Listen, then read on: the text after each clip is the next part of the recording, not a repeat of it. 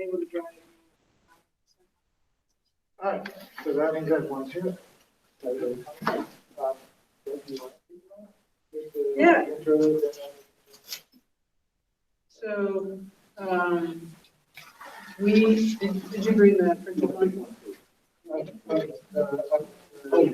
Yeah. So, we have a couple of awards at Family Medicine that we give out annually. And the Will Miller Award is like the prestigious one to give out. We ask for nominations, usually every spring. Think about who you want to nominate. And then the executive team reviews those nominations, and it's kind of like, who's who in family medicine. And so I did have the foresight to share with JP the description of the award. So let me just read it because I know some of you guys aren't foreign to family medicine. So Will Miller was the chair of the department before Grant. I think he was chair for like 19 years. And he's the second. And he demonstrated excellence in everything that he did. And so when he retired, decided to craft this award and name it after him. And we'll be the first one to say that excellence isn't perfectionism. Right? Perfection is obviously sometimes the enemy of good. But it's all about demonstrating excellence. So I'm just going to read the award that everybody sees when we ask for nominations. So the Will Miller MD Award for demonstrated excellence in the craft of family medicine is awarded annually to the family medicine who exemplifies the core attributes of family medicine. In choosing the recipient of this award, the following are considered: provision of care that aligns with the pillars of primary care, patient-centered medical home, so to speak, personal first contact care, longitudinal continuity over time, comprehensiveness, and the capacity to provide care for the majority of health problems and coordination of care with other parts of the healthcare system. Improving the health of the individual, their families, and communities by integrating the biological, clinical, and behavioral sciences to optimize healthcare equity and minimize health outcome disparities. And then excellence in this relationship-centered care. So this year, we nominated Robin, and it was unanimous at the executive team level that Robin received this award. Unfortunately, it's posthumously, but thrilled and obviously have the honor and the privilege to join together tonight in a COVID-type ceremony to share it with you guys. So just a little bit more. So based on that description of the award, imagine have over 150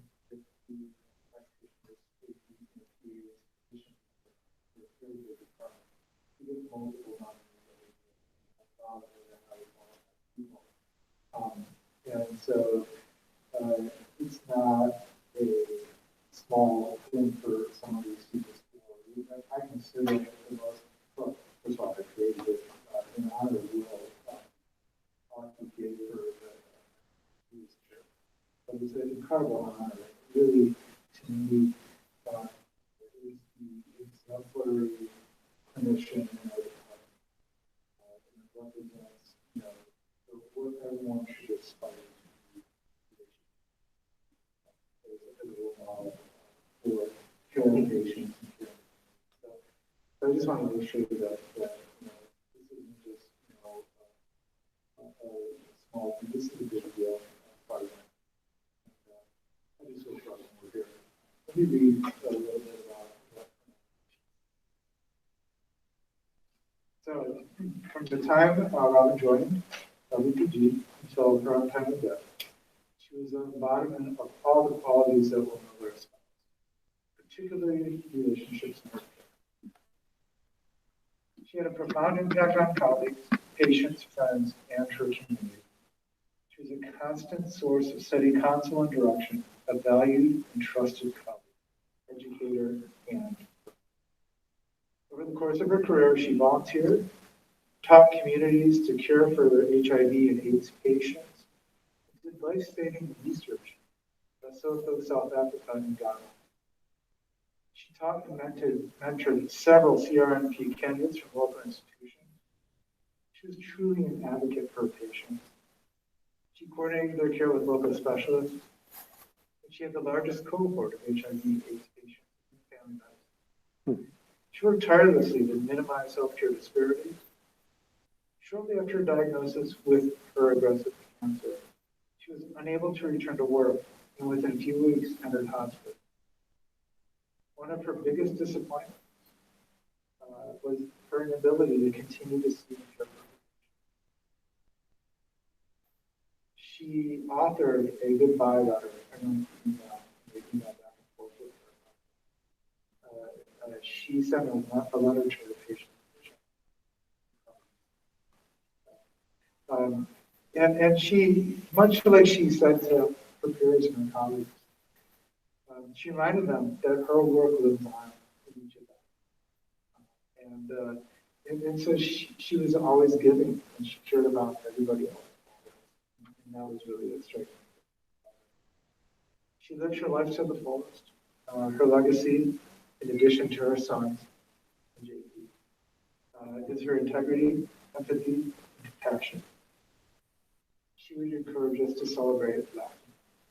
And I think that's pretty much it. And so in this bag, JP, is a box and it says craft or something like that. No, I actually don't know. The box is at the bottom. You unwrap it. I don't know what those like. You can open it up. So this is for you to have. This is actually a permanent flat. And it's a permanent flat with that resides in the Department of Medicine on the wall with other annual awards. And her name is on that flat. And I'll also get a picture of that so you can see, so there's links for the future recipients, and it's perpetual. Her name will be up there for many, many years for everyone to see and honor. And every year when we give the Memorial Award, we will note the previous recipients. So just so you know, we will. Thank you all so much. I believe she's done. Oh, there it is. Okay. Absolutely. Put it up to the camera so your brother can see it. Yeah. And of course, we have some clouds. Might be some purple in them. I know, I don't know if you guys have anything else you want to do. I'd like to say. And Jesse, I don't know if you had anything you wanted to say. I'll think of something. Always that. His grandfather called him Jabber Jabber.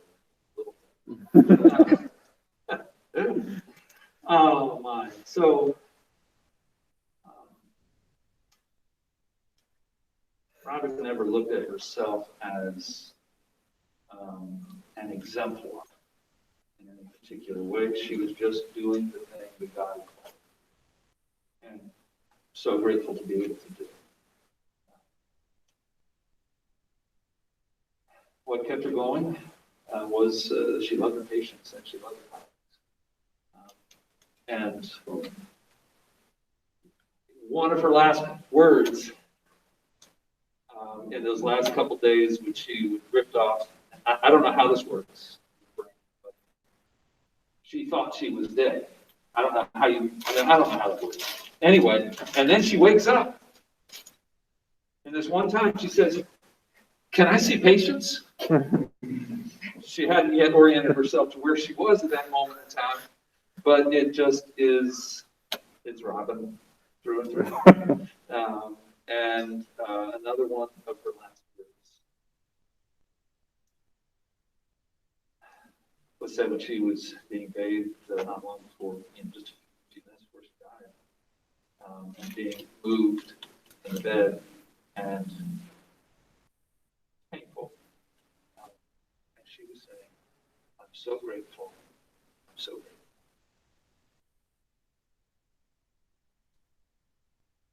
She has been blessed by you, by each of you. She's spoken fondly of her connection with all of you. You've been an incredible blessing in her life. And because of that, you've blessed us. We remain so grateful for you. We remain so grateful for Robin.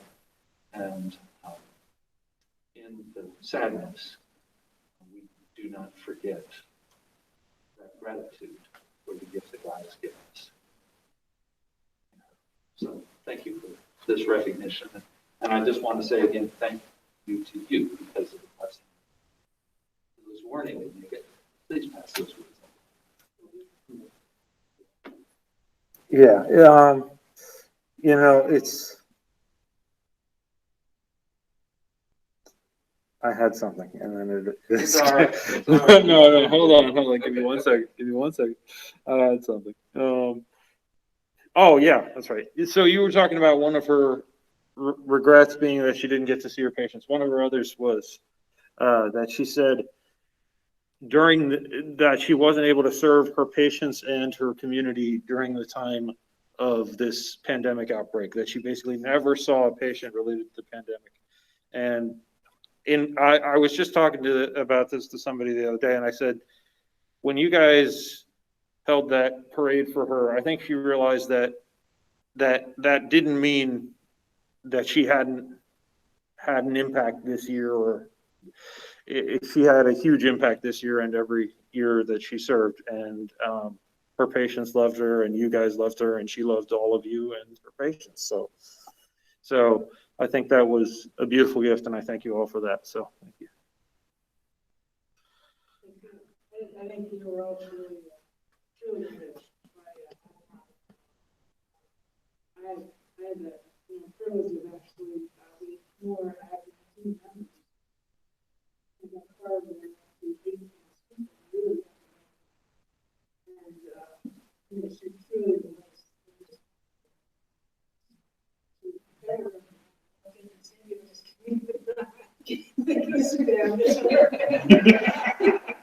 She will be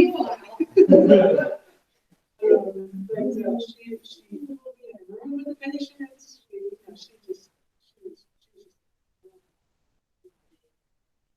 And it's tough, I mean, losing a spouse, losing a mom, losing a coworker, losing a colleague. It's something that in the loss, JP, as you've said many times to your congregation, you find the value to be even more. And I think, the fact that we were each able to relate and interrelate without Robin just makes us harder. Thank you.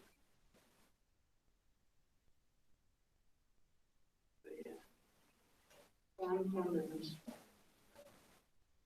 I know she always had a heart for the underserved patients in the community, whatever community she was serving, whether that be in Africa, in New York, or here in the Living Valley Health Network, in the Hazelton area.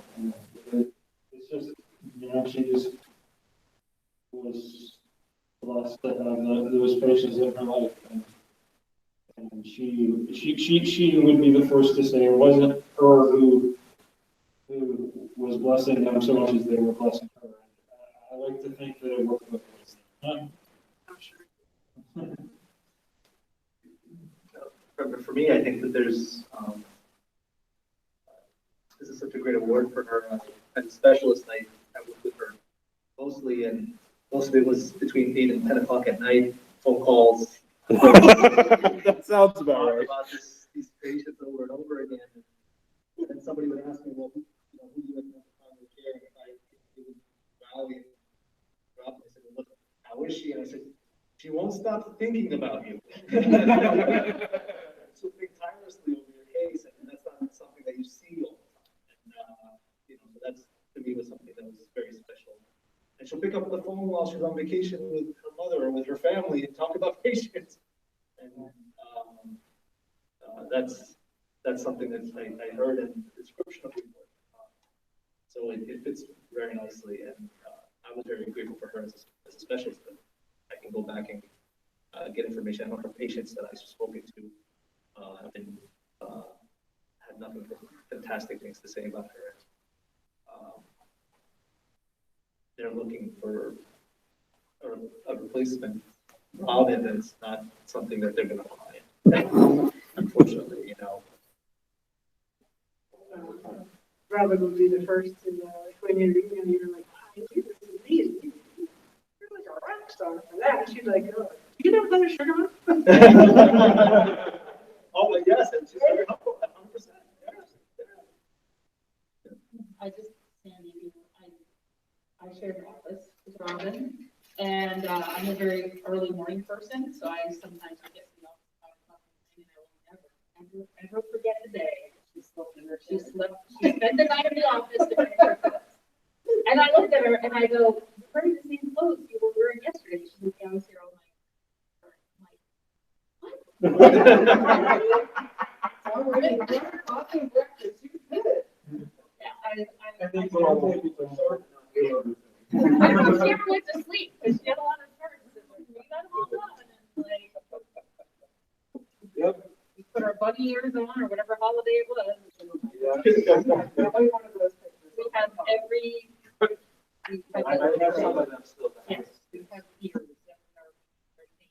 Just looked at her Christmas one the other day, get ready for Christmas. My favorite was the witch hat.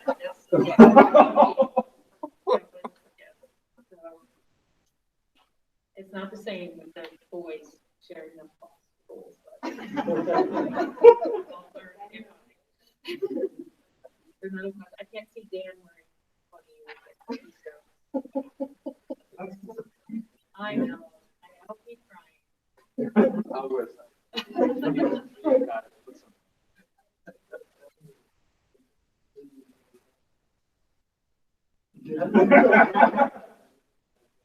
She sent a funny picture of Easter time this year. Yes. This is the funniest one of your relationship. Yeah. That's true. I remember that. She was something. Yeah, she was. And Dr. Candace, special thanks to you too for caring for her in the end like that. And I know Charlotte was not a lot to me. I said the only regret I have is that night. Hey, well, You're still young. yeah. Really not regret because you got to be. Yeah, and oh, sorry. Good conversations. I got to show her the beach one last time. Hoping to bring her sand back. Yeah.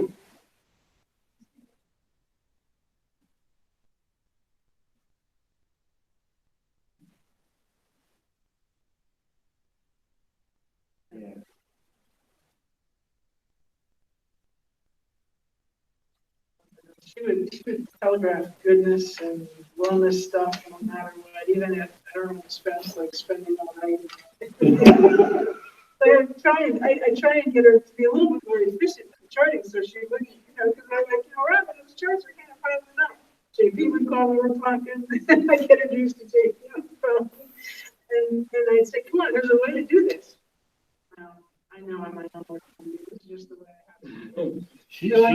She was super perfectionist. Yeah, a little obsessive compulsive.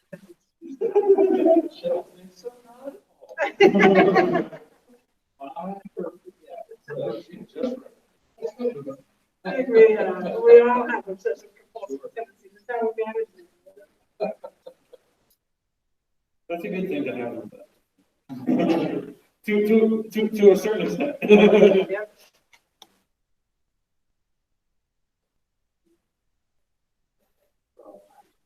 Thanks again. Caleb, sorry you couldn't join us. How are the newlyweds?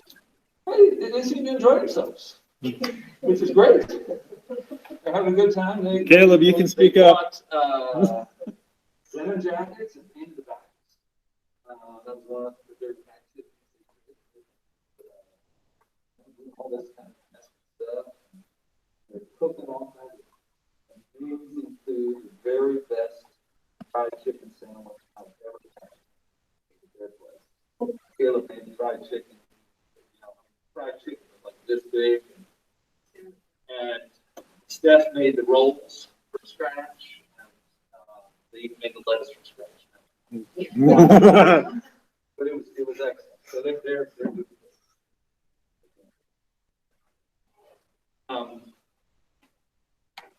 It's my habit often, rather than like this, to close with a blessing. Is that something that would be okay for me to do? Okay. So grateful, God, for this fellowship, for this calling to serve and to heal. And requesting and hearing once again.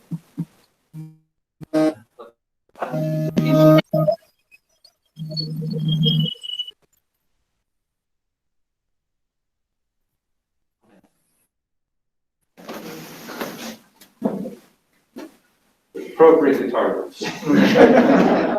That was grandma. That was wrong. Wants to ask you about how to fix her phone. She's doing okay. She's still, she had a couple hospitalizations.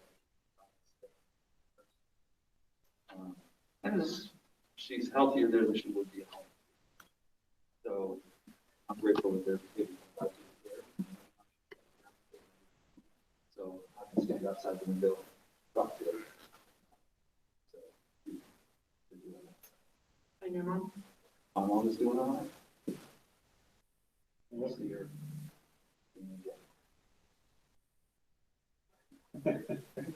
Well, thank you. And, I wish we could have had like, food and all that stuff. Yeah, but we accept the reality of the day.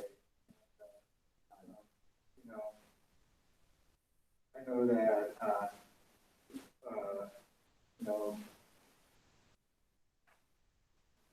it is the most important thing. And just the people here together, it's just wonderful. So thank you for